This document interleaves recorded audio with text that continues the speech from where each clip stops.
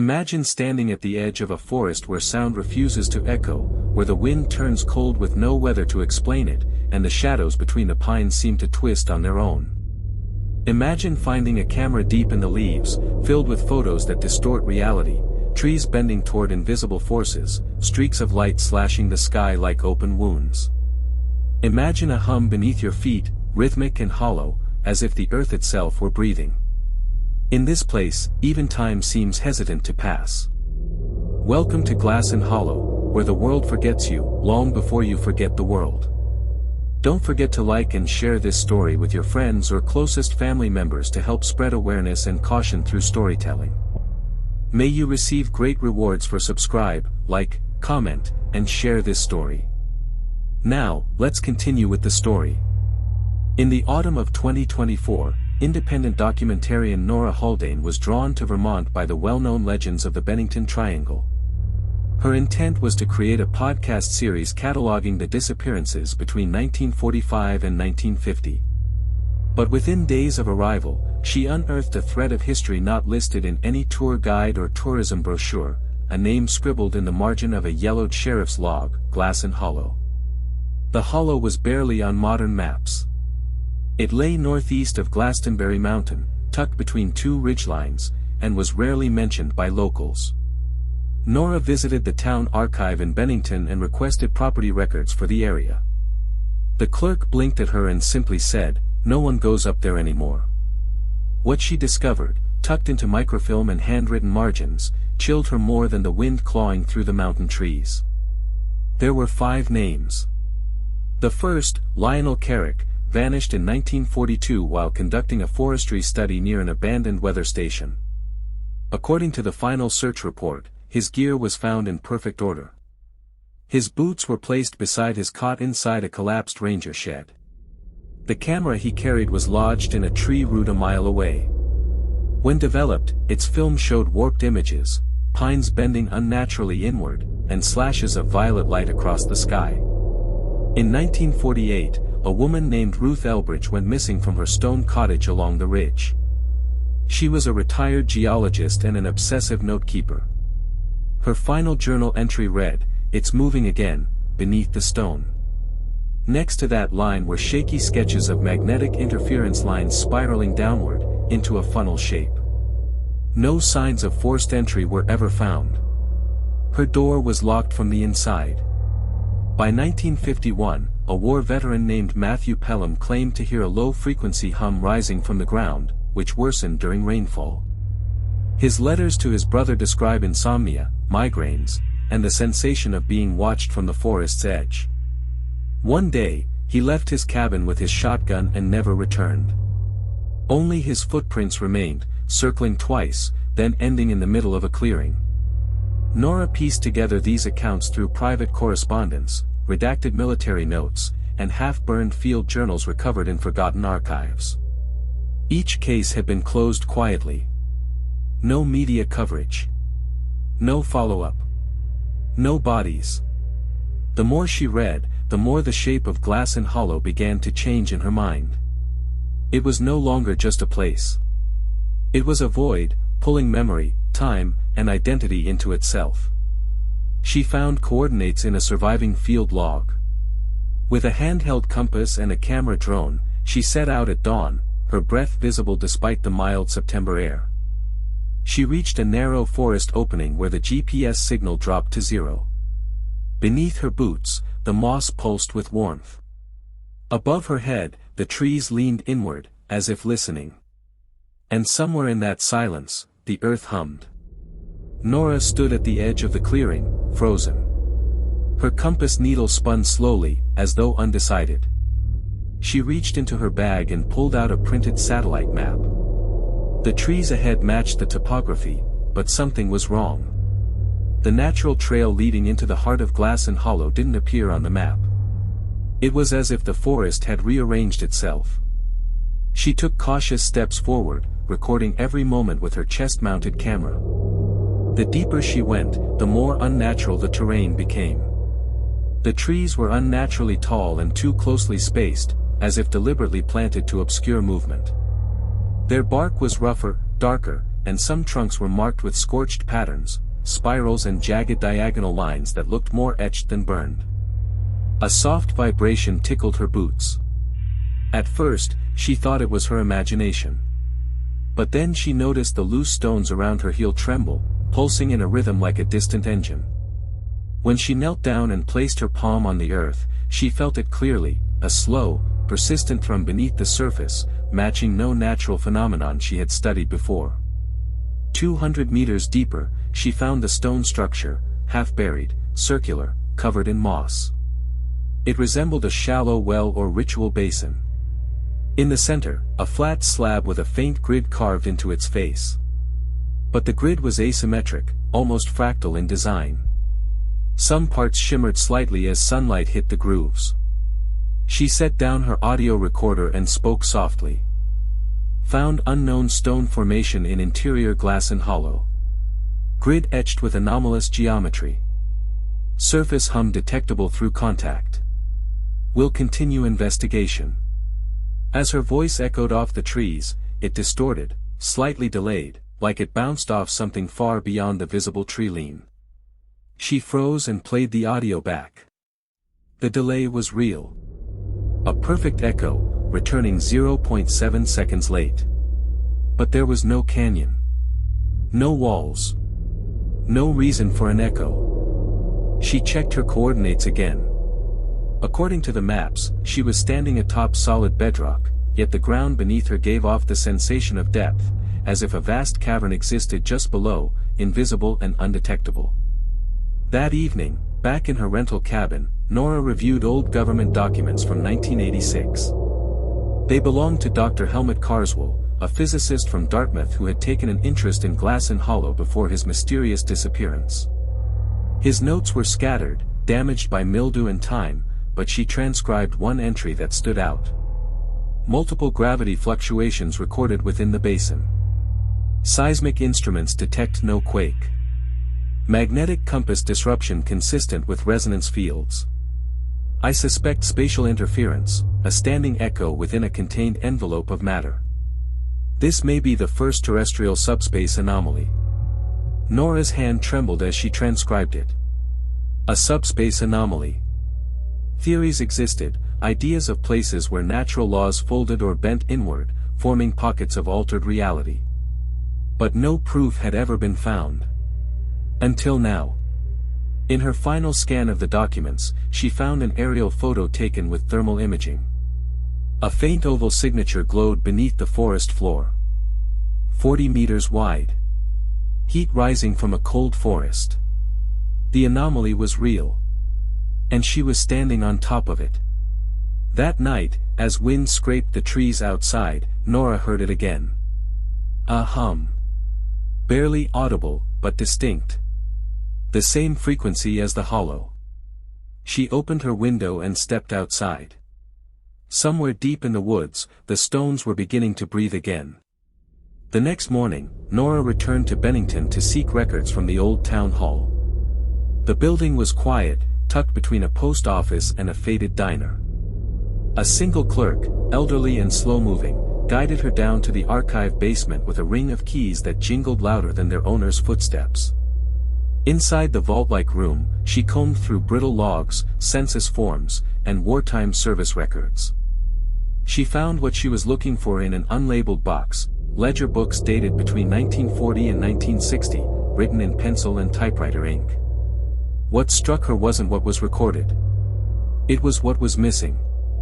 Entire names had been crossed out, not redacted, but erased, as if someone had gone back through decades later and carefully scrubbed them from memory.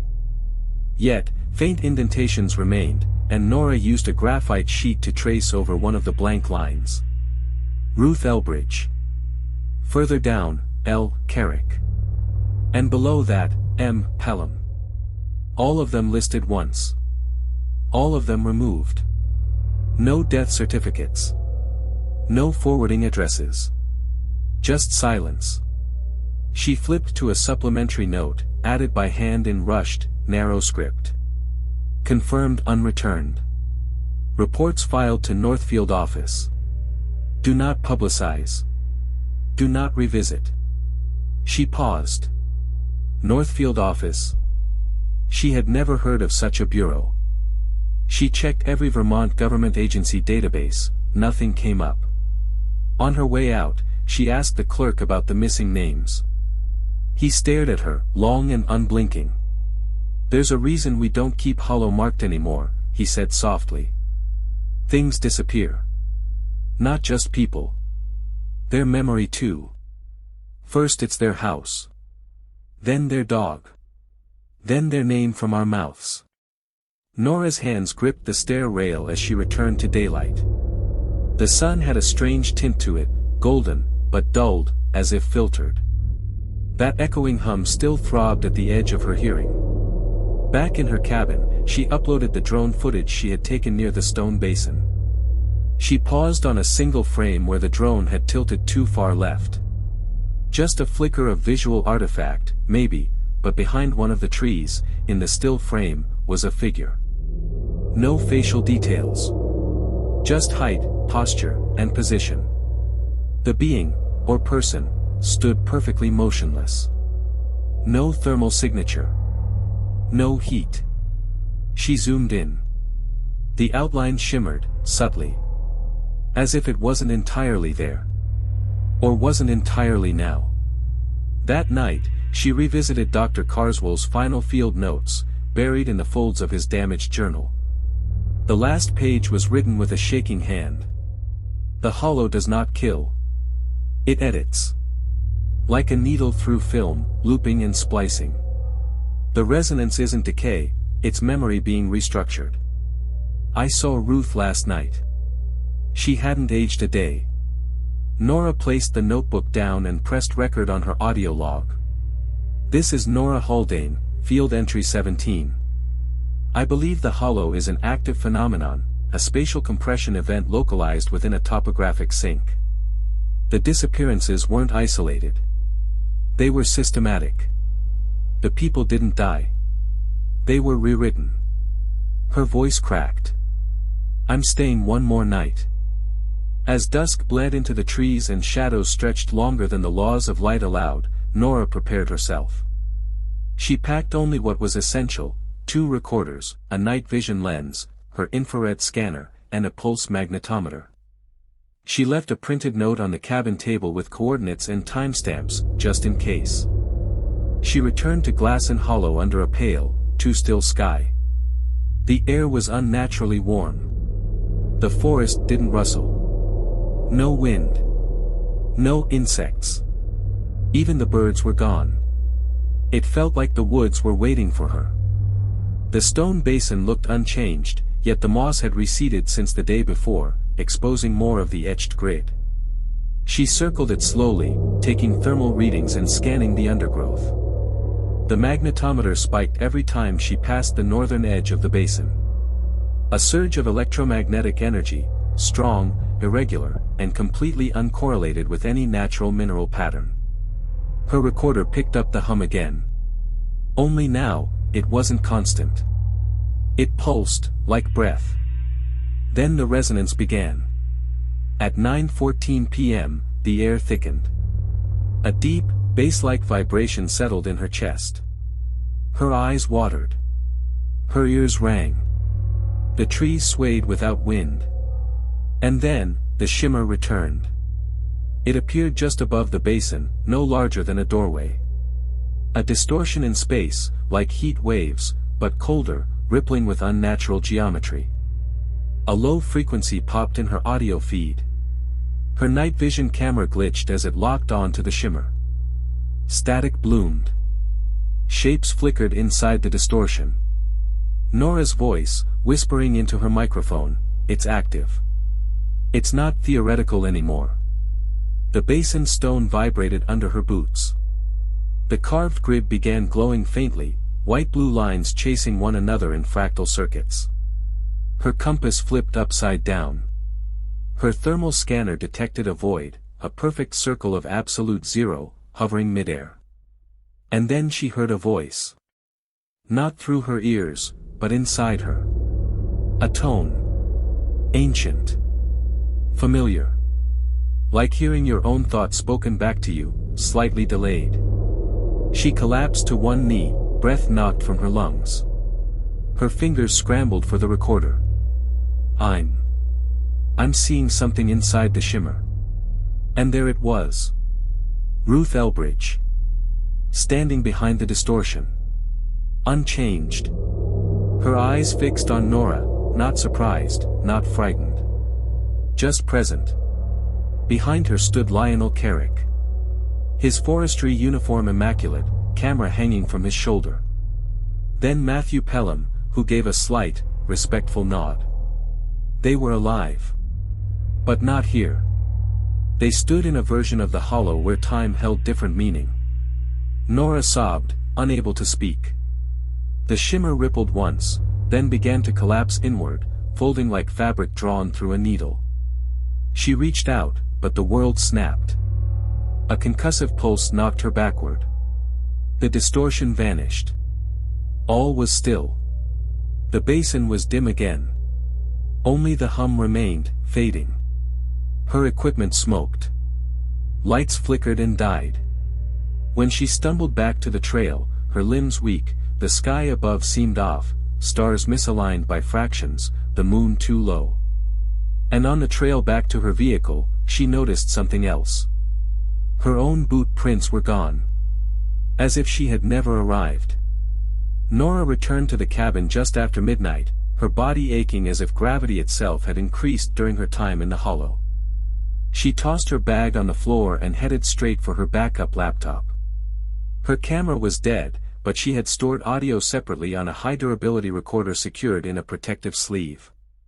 She pressed play. The hum was there, deep, constant. Her voice was shaky but clear. And then came the moment she'd heard the shimmer. But what followed wasn't just her voice. There was another whisper. Layered. Slowed. Impossible to localize. She played it again. It said, "Do not anchor." Another voice followed. Echoes returned differently. Then silence. She checked the audio waveform. The signals had multiple time stamps, overlapping on a single linear recording. In scientific terms, this should not be possible, each wave exists at a moment in time. Yet these were out of sequence, some compressed, others expanded, as though fragments of different moments had been folded into one recording. Nora began copying the data onto a physical drive when a sharp headache struck her temple. It pulsed in time with the hum that still echoed faintly in her head, like her brain was sinking to something deep underground. She turned to the mirror. Her pupils were dilated, reacting too slowly to light. Her reflection looked delayed. A half second behind her movement, just enough to notice. She shut the mirror cabinet with a slam. By morning, she felt weaker. Her internal compass seemed skewed, she misjudged left and right, felt sudden shifts in balance. Her coffee tasted metallic. Even her voice recorder wouldn't recognize her speech pattern anymore, labeling it as unknown speaker. Then came the real shock. She called her friend in Massachusetts, a researcher she trusted with sensitive material. When he picked up, his tone was confused. "Nora. I thought you were in Brazil. You emailed me 2 weeks ago from Sao Paulo. About electromagnetic pulse detection on the equator." She went still. "I haven't left Vermont," she said. There was a pause. Then he replied, "I have your file here. A signed login with your credentials, matching voice ID, even a photo." "What's going on?" Nora hung up. She opened her cloud storage and was greeted with a folder she hadn't created, labeled Glasten Echo 2. Inside were videos of her. But the dates were wrong. They showed her entering the forest 2 days before she had actually gone. In the footage, her expression was different, calm, almost entranced. She held no equipment. No bag. And she never came back out. That night, she made a decision. She packed only a notebook, one recording pen, and an analog compass.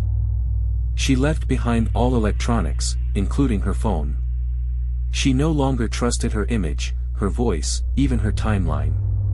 Before walking into the forest again, she left a handwritten note on the cabin door. If I disappear, I was not lost. I was overridden. Glasten Hollow remembers its own. She entered at twilight. Not with fear, but certainty. This time, she didn't take the marked trail. She followed the echoes. And the forest, it seemed, was ready for her return. The path into Glasten Hollow had changed. Nora noticed it immediately, not in the layout of the trees, but in the texture of the air. Every breath she took felt dense, as if it had been exhaled by someone else seconds before. The light through the canopy was dimmer than twilight should allow. Her footsteps didn't echo, didn't crunch, didn't exist. Only silence answered her movement. The compass spun. Not wildly this time, rhythmically, ticking between directions like a metronome keeping time for a song she couldn't hear. She reached the basin at 7:46 p.m. The structure was now fully exposed. The moss was gone. The carvings glowed faintly, even in the failing light. The air shimmered around the edges, not visibly, but perceptibly, like the sensation of waking from a dream you're still inside. She opened her notebook and began to document. Standing above the grid. Spatial distortion consistent. Compass is dead. Sound is absorbed. Shadows flicker at impossible angles. My body feels heavier here. Time is. She paused. Looked up. In the tree lean stood a second her. Not a reflection. Not a hallucination. A woman identical in every feature, staring back from across the clearing, still, unreadable, framed in a faint silvery outline. The double did not blink. It did not move. And then, from the basin, a tone pulsed upward, a low, gut-deep resonance that bent the air. The trees bent with it, like they were caught in a slow inhale. Nora's limbs went rigid. Her notebook slipped from her hands. The carvings on the stone shifted, not lit, but moving, the lines rearranging themselves like a maze being redrawn. And her shadow split in two. One followed her natural body. The other reached toward the double across the clearing. Her breath stuttered. The forest behind her sighed. She stepped back, but the ground no longer responded with weight. She felt untethered, like each step was through layers of memory rather than soil. Her fingers tingled. Her spine buzzed with the same pulse that had started in her ears. Then she heard it again, a voice, not from without, but from the trees themselves. She who remembers must be returned. Echo must be paired. Pattern must resolve. She turned. The forest behind her was no longer the same. Where once there had been a trail, now stood pillars of bark, rising high and smooth, almost symmetrical, too perfect to be natural. A corridor of trees, angled inward as if designed. Their spacing matched the patterns on the stone grid. She stepped forward. The forest responded. Each step triggered a faint chime beneath her boots, like pressure plates buried under root and moss. Her surroundings began to lose color, greens faded to gray, the sky washed out to a cold blue. And ahead, at the corridor's far end, hovered the shimmer once more. But this time, it was wider. Open. Inside it, she saw movement, glimpses of other forests, other angles of light, people walking backwards through fog, deer standing perfectly still mid-leap, trees growing in reverse. Time unthreading. Space looping. And then her voice, her own, echoed behind her. I've already done this. She turned. The clearing was empty. The double was gone. So was the way out. She was not entering Glasten Hollow anymore. She was becoming part of it. Nora passed through the shimmer with no sensation of movement, no resistance, no sound. Just a shift in awareness. The smell of soil and pine vanished. In its place came a sterile coldness, like the air inside a sealed vault that had waited centuries to be opened. She stood in a reflection of the forest. The trees were in the same arrangement, but hollow inside, their cores scooped out and humming softly. The sky above was neither day nor night. Instead, it was layered, a gradient of shifting clouds like overlapping film reels, projecting conflicting realities. She walked forward. Her footfall made no sound. Then she saw them. Dozens, maybe hundreds, of people, standing still between the trees.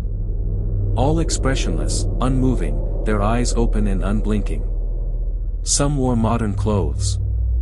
Others were dressed in military uniforms, 1950s suits, tattered hiking gear. One man clutched a rusted canteen. A young girl wore a 1940s school uniform. And among them, unmistakable in her wool coat and mineral-stained fingers, stood Ruth Elbridge. Nora approached, whispering her name. No response. She touched her shoulder, and felt a jolt of electricity race up her arm. The world flickered like a screen losing signal. In that flash, she saw their minds, a looping image of forests, grids, and paths repeating. No pain. No fear. Just containment.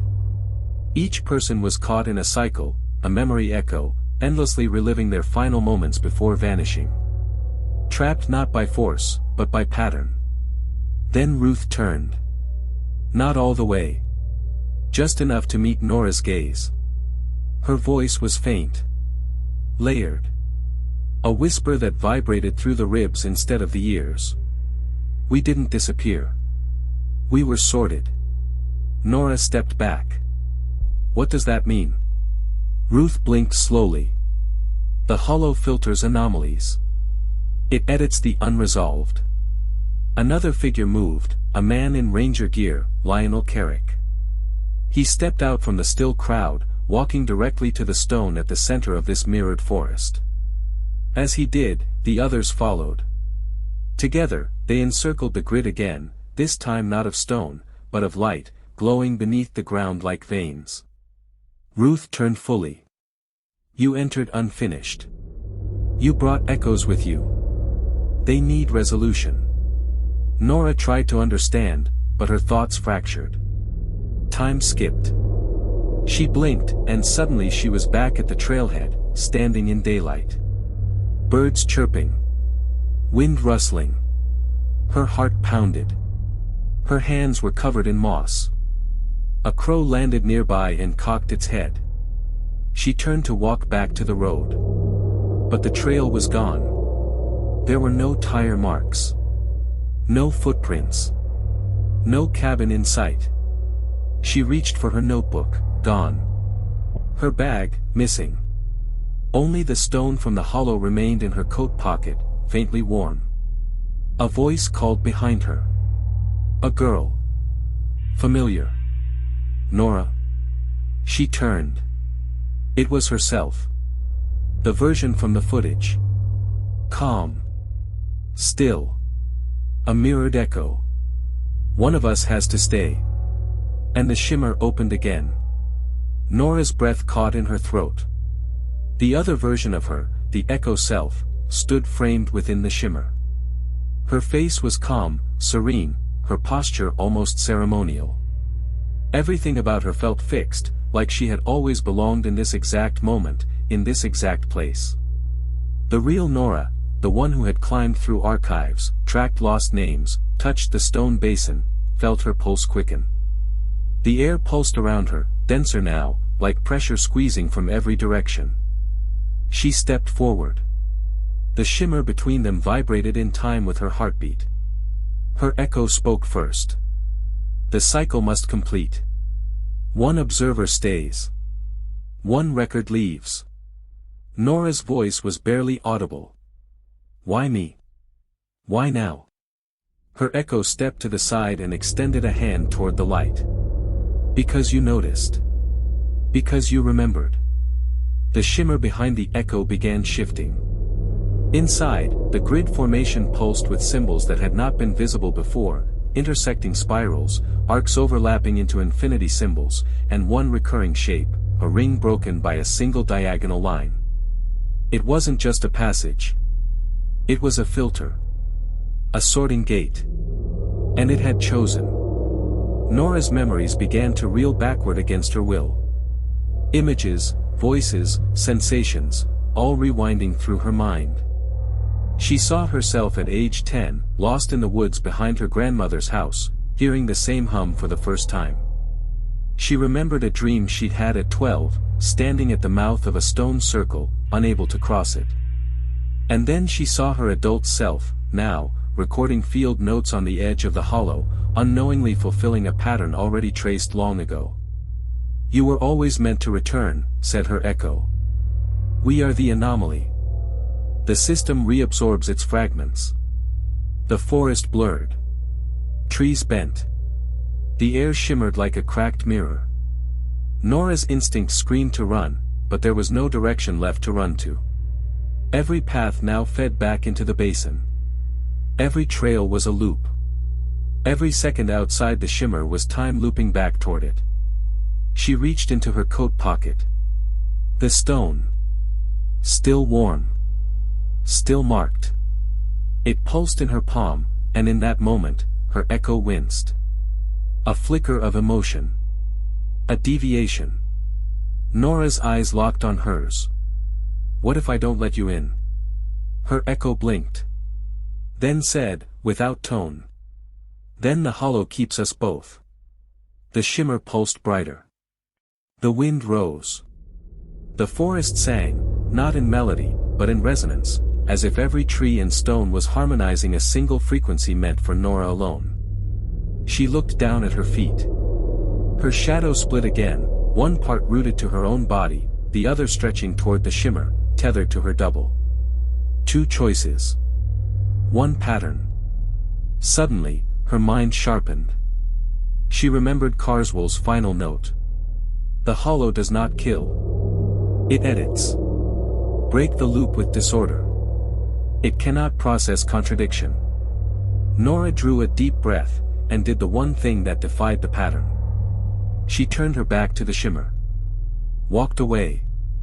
Her echo's voice trembled. "You can't leave. You're incomplete." Nora did not answer.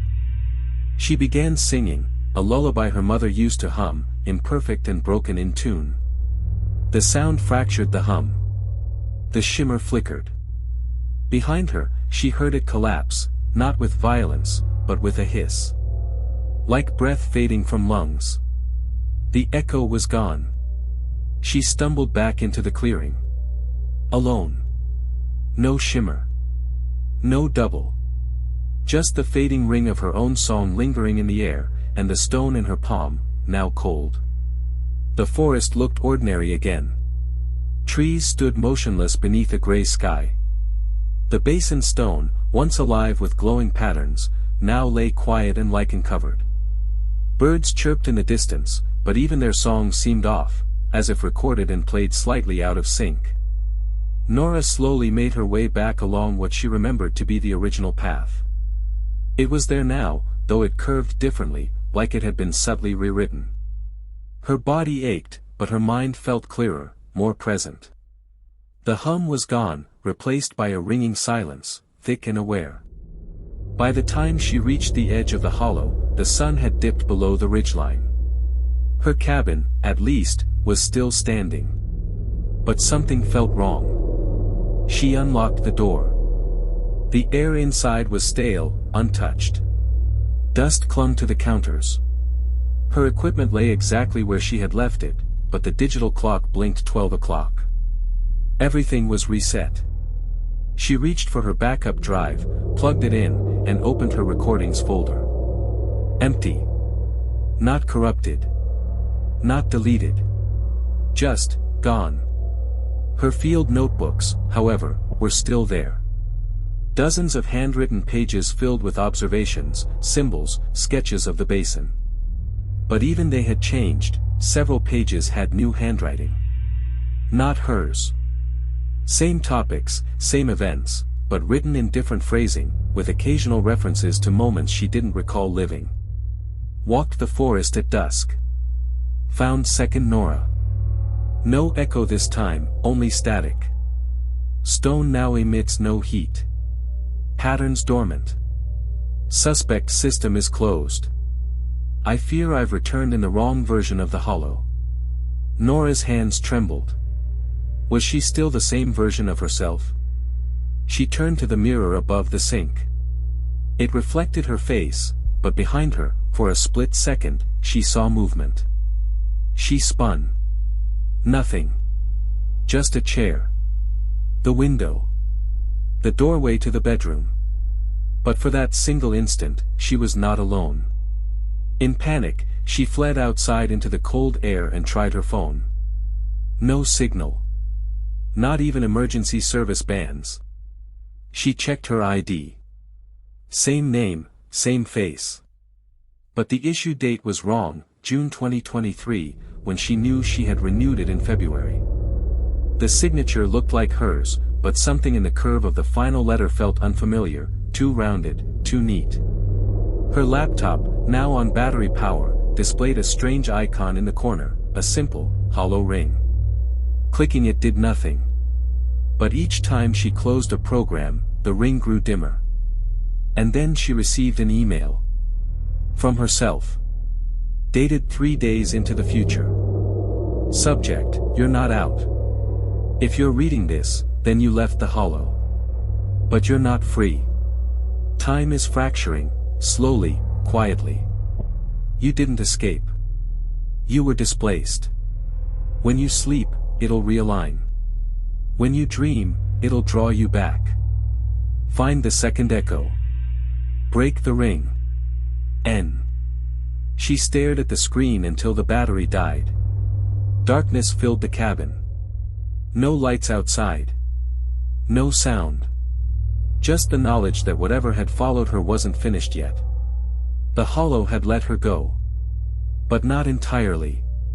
She could feel it in her blood, a magnetic pull. Something was still rewriting her. And somewhere out there, in some branch of reality, her other self might still be watching. The night in the cabin was not restful. Nora drifted in and out of shallow sleep, her dreams fragmented, scenes of spiral staircases descending into nowhere, trees growing in reverse, a clock without hands ticking louder than thunder. Each time she woke, the room had subtly changed. The mirror on the wall shifted an inch. The chair faced a different direction. A glass she hadn't touched was now half full.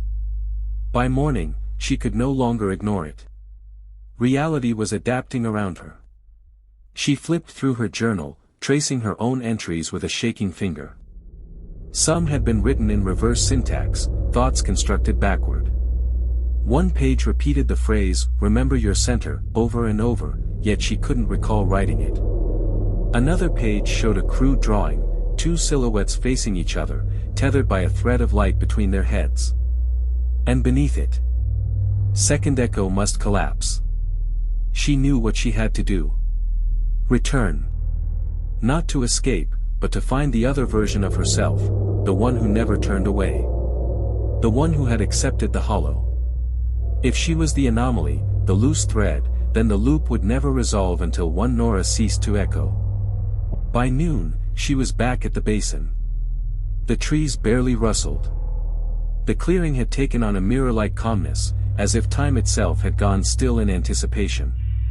She stepped to the stone, placed her hand on the now cold carvings, and whispered, "Bring her to me." Nothing happened.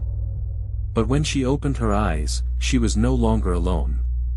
Across the clearing stood the echo, but this time her posture was different, rigid, strained, almost fractured. Her eyes were wide. Her clothes were soiled. Her hair hung loosely in tangled curls, as though she had been wandering inside the hollow for years, even as mere hours had passed in the outside world. They stared at each other for what felt like forever. Nora stepped forward. "You know why I came." The echo blinked slowly. Her voice cracked as she replied, "We are both too stable. The hollow wasn't built for a paradox." Nora circled the stone. Her heart pounded in her ears. "Then one of us has to dissolve." The echo nodded. She raised her hand and revealed the same hollow-marked stone, pulsing faintly now with faint blue light. It responded to their proximity, each pulse synced to both of their heartbeats, the rhythm staggering between unity and chaos. Nora reached into her pocket and drew her own. The two stones, when brought close, began to vibrate violently. The hum returned, louder than ever, a harmonic feedback loop of energy built from two incompatible selves. The echo dropped to her knees. "If you merge with me, we may collapse the cycle." Nora hesitated. "And if I refuse? Then you'll both keep fracturing. Each time you sleep, another version will wake. Another echo, another forest. Until none of them remember which one was real." A wind howled suddenly through the trees. The shimmer opened. But this time, it didn't look like a tear in space. It looked like a mirror, perfect, rippling gently. Nora stepped forward and placed her stone beside her echoes. The two artifacts flared once, white-hot, before merging with a sound like snapping glass. And then came the pain. Every memory doubled, reversed, repeated. She was watching her life from both sides. She was the observer and the observed. She was the first breath and the final word. She screamed, not from fear, but from the tearing of timelines as they fought to fuse. Her echo mirrored her scream, and then, silence. When the shimmer closed, only one Nora remained. Breathing. Trembling. Alone. She looked down. Both stones were gone.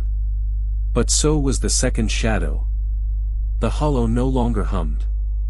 It was, still. Balanced. But she knew this wasn't the end. Only the beginning of what the hollow had been waiting for. The return to the cabin felt unfamiliar, like walking into a place you remember from someone else's dream. Nora stepped inside and immediately sensed the difference. Her books were back on the shelf, stacked with deliberate precision. Her laptop sat open, logged in under her name. But none of this felt like it belonged to her anymore. She checked the time. It was exactly 11:11. On the table lay a folded piece of paper she did not leave, marked only with the phrase, "You are now the reference point." Her skin prickled. She touched her temple and felt a subtle vibration under the bone, as if something now resonated from within. She opened her journal. The pages were blank. Not just unwritten, but primed, as if waiting for input. She flipped to the last page. In precise handwriting not her own, a new entry appeared, letter by letter, as if being typed from somewhere invisible. The hollow is no longer recursive. The feedback loop has been halted. You are no longer one of many. You are the resolved thread. Memory reconstruction will begin during the next cycle. Maintain internal silence. Do not attempt contact. Echo status, purged. You are real. For now. Her breath slowed. Something inside her shifted, her internal compass, perhaps. She felt centered, for the first time in days. But it came with a price. Because in that stillness, something else had taken root. She stepped outside. The woods looked as they should, messy, irregular, unfiltered. But when she glanced down at her reflection in the cabin window, she saw it. For a fraction of a second, her reflection blinked out of sync. Not delayed, but different. The reflection wore her face, but the eyes, they were older. Wiser. Exhausted. She turned away. Quickly. That night, she dreamed, vivid, anchored, and deeply unnatural. She walked through an enormous structure built from living trees, their trunks pulsing with light. Along the corridor were archives, each shaped like memories. Some she recognized, her childhood room, her university lab, the clearing basin. Others were unknown, scenes from lives she'd never lived, faces she'd never seen, experiences that felt like echoes of possible selves. She woke with tears on her cheeks and the distinct, undeniable sensation that something had been installed into her mind. A sequence. A map. A purpose. On her wall, a new symbol had been carved, 3 interlocking rings, with a 4th smaller circle hovering beneath them. She did not remember carving it. As she stared at the rings, her pulse slowed. The center ring glowed faintly, almost imperceptibly. And then it happened. A sharp flash in her mind. A new memory. Not one she had lived, but one she could now recall, perfectly. A memory of Ruth Elbridge holding her hand at age 12. Whispering, "You must survive longer than I did." Except Ruth had vanished decades before Nora was born. This was not a haunting. It was an upload. The hollow had given her more than clarity. It had given her integration. And she had no idea how much of what she now remembered had ever truly been hers. 3 days passed, and Nora didn't leave the cabin. Not because she was afraid, but because the forest around her had grown quiet in a different way, like it was waiting for her to act. Each hour, new fragments of thought slipped into her mind, mathematical formulas she'd never studied, snippets of languages she'd never spoken, memories of skies that didn't exist in this world. She stopped trying to write them down. They would simply vanish from the page hours later, the ink absorbed, the paper blank once more. But the most disturbing change came not from within. It came from the radio. She hadn't turned it on. But it powered itself one night, humming softly on the shelf. No station. Just static. And then, a pulse. 3 short tones. A pause. 3 more. Then a voice, low and modulated. Contact initiated. Resonance confirmed. Cycle stability at 62%. Observer anchor secured. Architect signal verified. She stepped closer. "Who are you?" she whispered. The voice continued, unaffected. "You are now designated point host. Echo suppression successful. Temporal drift corrected. Awaiting secondary convergence." She turned the dial. The voice remained. Every channel. Every frequency. The same voice. The same message. Then a second signal broke through, a rising tone layered with harmonics, impossible to generate with analog instruments. It wasn't language. It was instruction, encoded within sound. Nora felt it in her jaw, in her teeth. Her bones vibrated in response. The cabin lights flickered. Outside, a low fog crept between the trees, glowing faintly like bioluminescence. The center of the forest pulsed once, briefly illuminating a path that hadn't been there before. Her body moved before her mind consented. Something was guiding her. She followed the glowing path. No GPS. No compass. Just instinct. And the frequency humming behind her eyes. After 20 minutes, the trail ended at a clearing, one she had never seen, not even during her previous excursions into the hollow. At the center stood a structure. Not stone. Not wood. Geometric. Metallic. Alive. It hovered slightly above the ground, its surface constantly shifting shape, folding and unfolding like origami caught in a perpetual loop. On its face pulsed a familiar pattern. 3 interlocking rings. The mark that had appeared on her cabin wall. Beneath them, a 4th smaller circle, now glowing. She reached out, and as her hand approached the surface, a section opened silently. A panel emerged, revealing a cavity the size of a palm. Within it, resting on a platform of woven light, was a black prism. It vibrated softly in her presence. The moment she touched it, everything shifted. Her vision dissolved. Her breath stopped.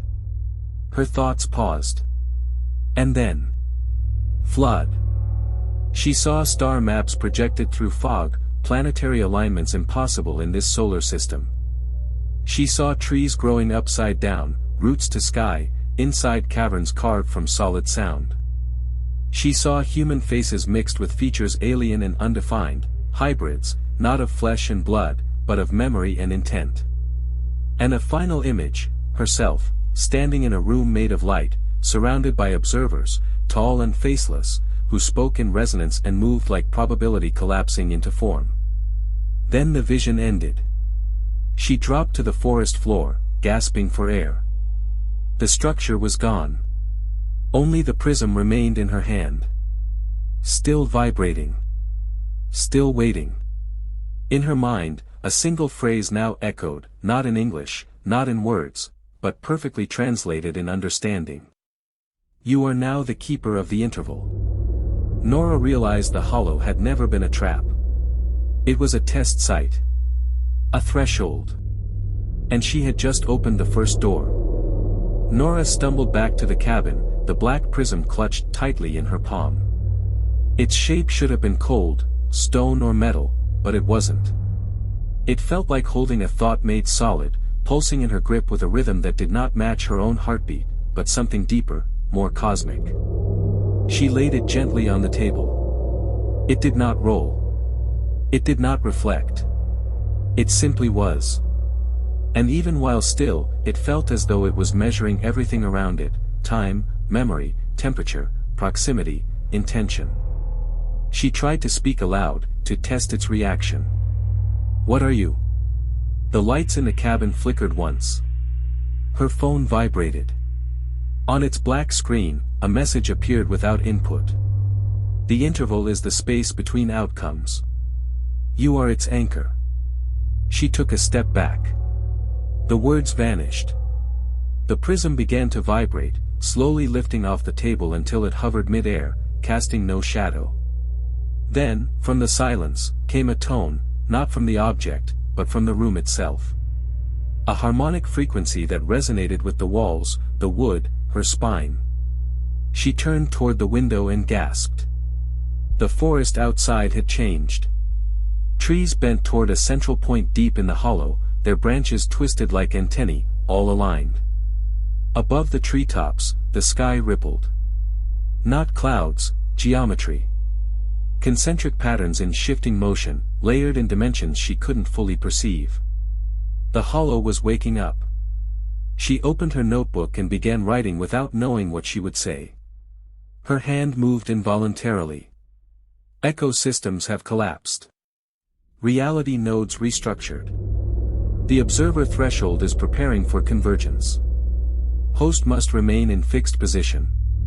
Do not cross until all echoes have been absorbed. The ring is closing. She stopped. Her hand trembled. It wasn't her writing anymore. It was someone, or something, using her as a vessel. The radio turned on again, broadcasting a slow countdown.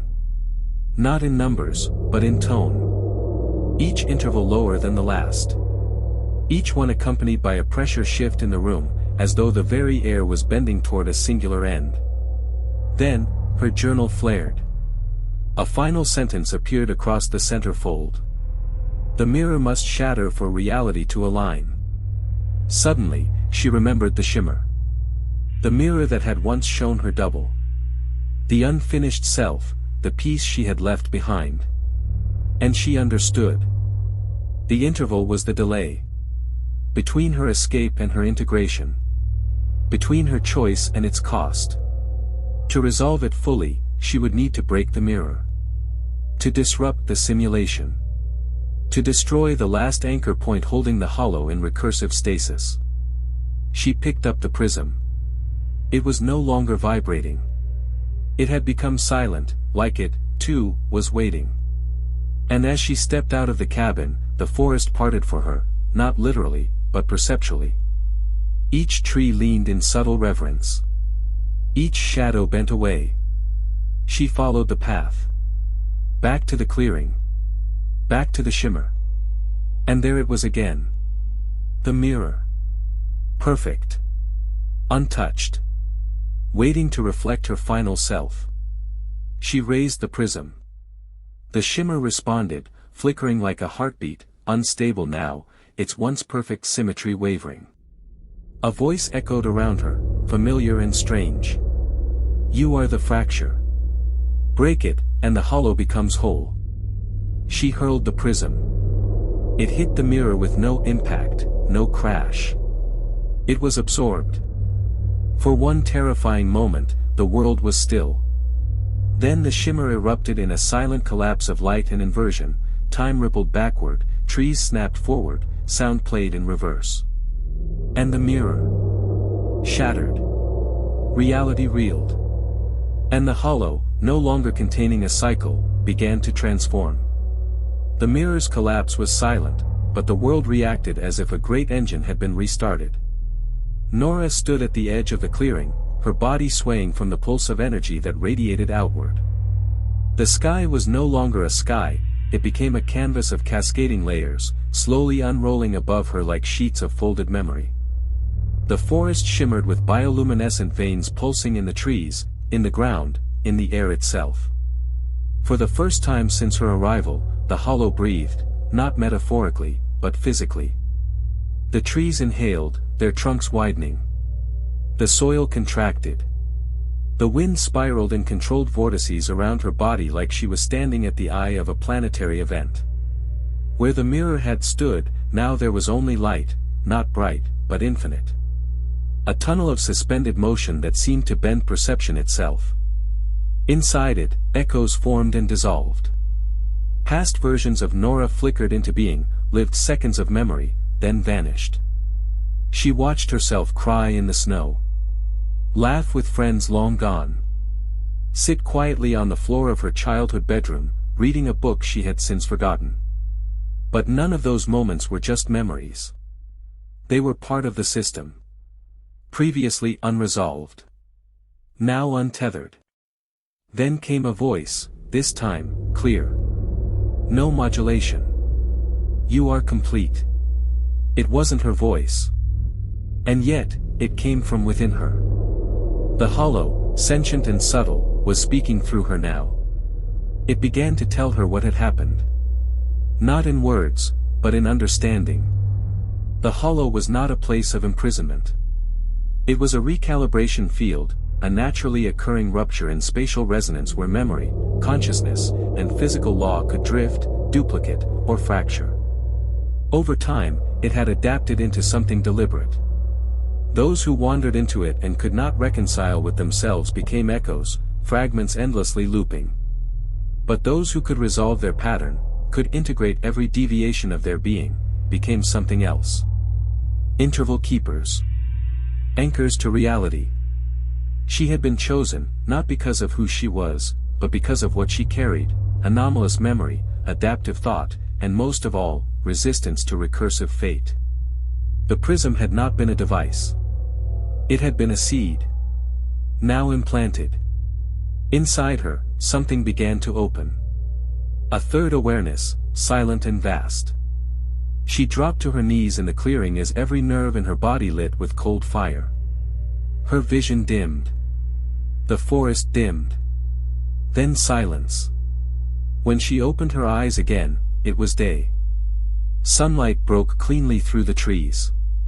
The forest looked unmarked, unchanged, even innocent. The shimmer was gone.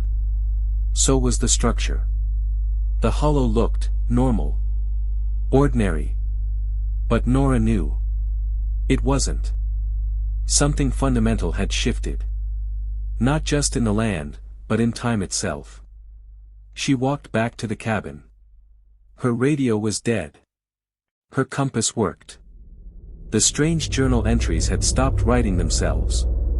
But on the last page of her notebook was one final sentence, in her own handwriting, though she didn't remember writing it. Now that the hollow sleeps, you must remember for both of you. Beneath the line, the symbol of the 3 rings remained, faint, as if branded into the paper. But the 4th circle was gone. The system no longer needed to loop. The anomaly had found its center. She had become the only version that mattered. It was weeks before Nora dared speak about Glasten Hollow again. Back in Bennington, life resumed its rhythms. The trees no longer hummed. The maps showed no anomalies.